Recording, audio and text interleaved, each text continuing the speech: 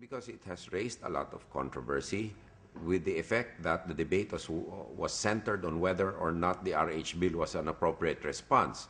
But then the problem, because of that debate, is isolated to the bill and not the major problem we intend to solve, which is population management going awry in the Philippines.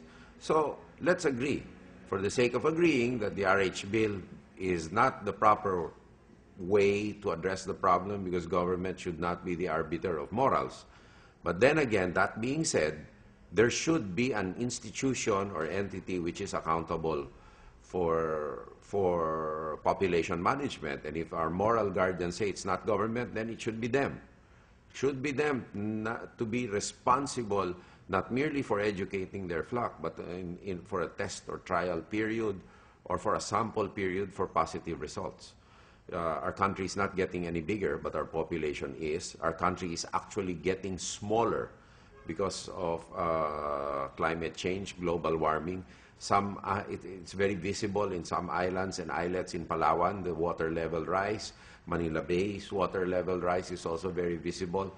And it's not only a question of employment opportunities for the 2 million who enter the job market, or 2 million born every year when they enter the job market, but a question of habitable areas in the Philippines getting smaller because of climate change and geohazard peculiarities of our country.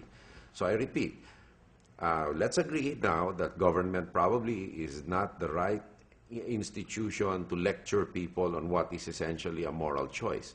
But the debate should not stop there. Responsibility must lie elsewhere, particularly those institutions that do not want government to have the responsibility.